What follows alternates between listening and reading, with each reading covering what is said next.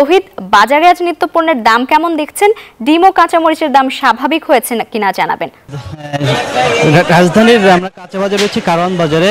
সপ্তাহে আজকে যদি শুক্রবার চিত্র যদি বলি যে কাঁচা বাজারে আসলে কোনো কিছুর দামই আসলে সাধারণ মানুষের নাগালে নাই। বিশেষ করে কাঁচামরিচের কথা বলতে হয়।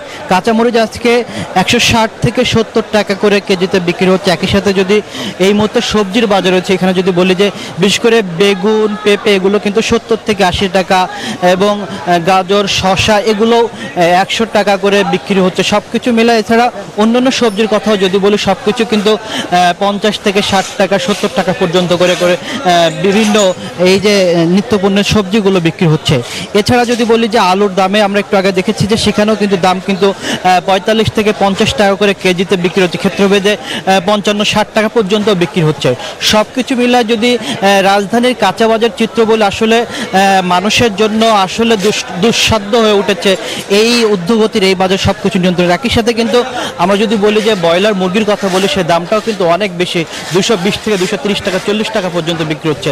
সব কিছু মিলে রাজধানীর বাজার বা সামগ্রিকভাবে দ্রব্যমূল্য ঊর্ধ্বগতির এই বাজারে সাধারণ মানুষের জন্য আসলে কষ্টসাধ্য হয়ে উঠছে এই কেনাকাটা করা দ্রব্যমূল্য ঊর্ধ্বগতির এই বাজারে এসে। তো এই ছিল আমার কাছে কারওয়ান বাজার থেকে সবশেষ তথ্য। লাবিবা।